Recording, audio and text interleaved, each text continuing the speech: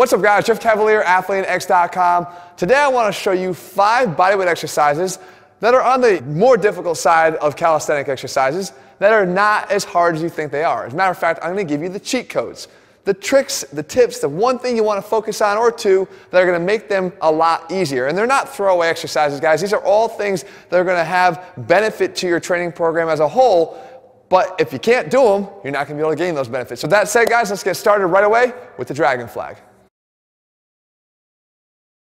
All right, guys, the dragon flag is a more difficult ab exercise, but it actually is more of a glute exercise. And that is the big problem here. If you're looking for the cheat code, stop focusing so much on what's on this side of your torso and focus more on what's on this side of your torso, because that's the key. Because if we look at the mechanics of the exercise, what we're losing here is the opportunity to get the glutes to help out because you're disengaging them. If your hips start dropping in here, right, as you start to get out straight like that, yeah, your abs are working to hold up your legs, but what really needs to be working is your glutes need to be squeezed up.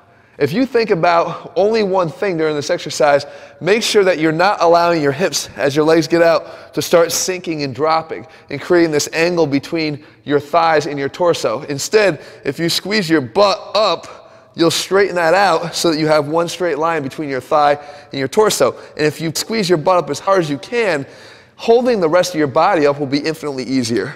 So it should look like this. Come up. You can start high if you want for it to be easier. Come down.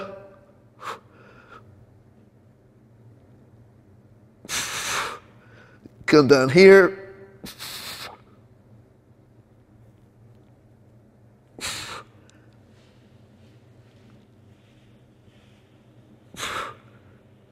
Okay, so the secret is not necessarily the abs, but the ass.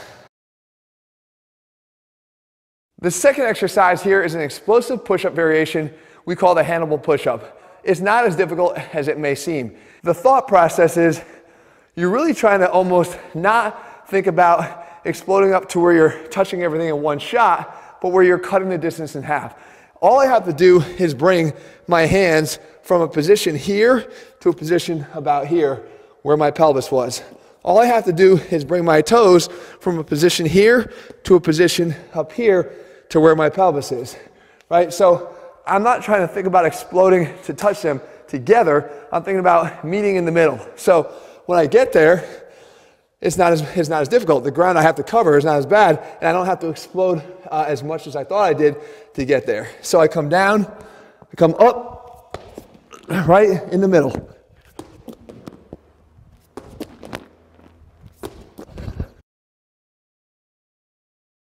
All right, exercise number 3 is the typewriter pull-up. You've seen this before likely, and it is definitely a more challenging version of the pull-up because you have to have more control of your body, especially at the top, the most difficult range in the exercise. However, don't forget, you do have another hand on the bar. This is not a one-arm pull-up. The other hand should come into helping you to perform this exercise properly.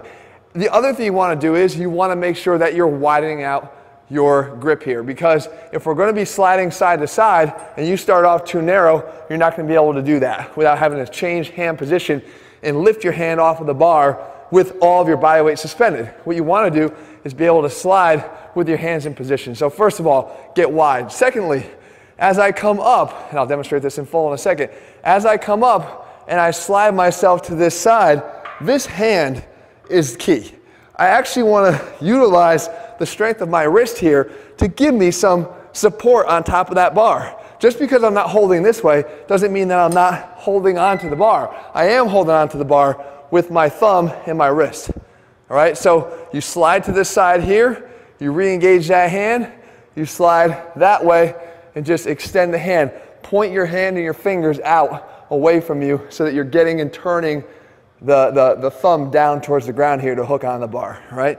So it looks like this. I come up wide, and then I go to the side. I can come back here to the side, to the side, to the side, or I can come up angled and go right into it. That's more of an archer, right? So the key is getting wide, staying wide, and then when you're up, realizing that this is providing a lot of downward force on the bar to allow you to actually perform this. So next we have the high box jump. And you guys have probably seen people do some pretty impressive jumps here.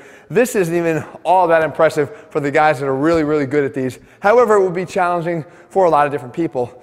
And I will tell you this, you do not need a great vertical jump to be able to execute a high box jump. What you need is the ability to get your knees up towards your head or over your head. However high you can get your knees up and over your torso, the easier this is going to become. Because what we want to do is work on that hip flexion capability. So if I was going to warm up for this exercise, what I would do is I'd come up to the box, I'd lift my knee up into it like this, try to get as high as I could, and then lean in to really stretch out the muscles on the posterior chain here that are going to get stretched as I bring my knee up and just lean in, right? Because we want to get that knee up towards the head. Of course, I got to do both sides. And then I got to realize too that I need to get my hands, if my hands are going to be working for me, I need to think that my feet have to come up towards my hands. So I can stand here in place and then drive my knees up and my feet up towards my hands. That way, to more dynamically warm up the movement. And then finally, we know that we could do a deep sink down into it to, again, get ourselves into position where our head, our upper body is approaching our feet. Now the last key here is, after getting ourselves warmed up that way, is to not forget to use our arms to do this. So we're using the arms that are driving from here up as I lift. So it'll look like this. Come down.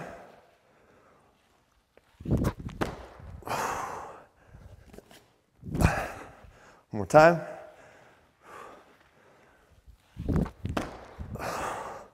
And then down. So again, really trying to get my legs up. I wasn't jumping straight here through a vertical. I was bringing my legs up to try to get myself and my feet up on top of this box. And finally, exercise number 5, the floating tuck planche as seen here. Now, guys, I'm going to tell you, this is actually not nearly as difficult as it may appear. And that is because we're utilizing physics to perform the exercise if we do it right. What we want to do is mostly focus on 2 things. Number 1 is the position of our hands on the box when we do it. Because we have some options. I could have my fingers face backwards this way. I could have them faced that way. Or I could actually have them faced out with a wider hand position. But there's only really one right way to do it, because we want to make sure that our hands are as close to our center of mass and gravity as possible. And in the case of this exercise, and many, it's our pelvis, right? We want to make sure that our pelvis is balanced on our balance point here. So if I have my hands in this position or in this position, you can see that the natural bend of the elbow is outward. And with that outward bend of the elbow, we see that it's not nearly as good as what it could be if we put our hands facing backwards. Why? Because now when the elbows go back, they're actually going right down into the pelvis, getting really close to that center of mass, giving me a better balance on this box. Not to mention, we know that when our elbows are tucked into our side, I can get a lot more lat engagement here for stability. Because what we don't want to happen is to get up here, balancing, and have our upper body wavering or having our shoulder blades kind of jostling up and down because we have no stability through the back. We want to have tightness through the back. So if you do those 2 things, it becomes a hell of a lot easier. So I get my hands facing backwards and tucked in, and then I get in position here. I'm going to lean forward, right, so that now I'm balanced over the top like that. And then once I'm there, I'm going to lift my knees up, continue to fall forward, and then there, allow my legs to go back, balancing and counterbalancing the legs and feet with my head and upper body. So I'm in here like this, elbows in tight, in this position here, and press out, and come in, tuck, out, in, out, in, out, and down. So again, it's a balancing act. Yes, you need to have adequate upper body strength to be able to isometrically hold yourself there, but it's not nearly as demanding as it may seem if you have the mechanics of the exercise wrong. So there you have it, guys. There are 5 bodyweight exercises, not nearly as hard as maybe you thought they were. And now I've given you some cheat codes to allow you to get out there and start trying them. Guys, if you're looking for a step-by-step bodyweight only training program, no equipment at all required, that's our Athlean Zero program available over at ATHLEAN-X.com. In the meantime, if you found the video helpful, leave your comments and thumbs up below. Let me know what else you want me to cover, and I'll do my best to do that for you in the days and weeks ahead. And if you haven't already, guys, subscribe and turn on those notifications so you never miss a new video when I put one out. All right, guys, see you soon.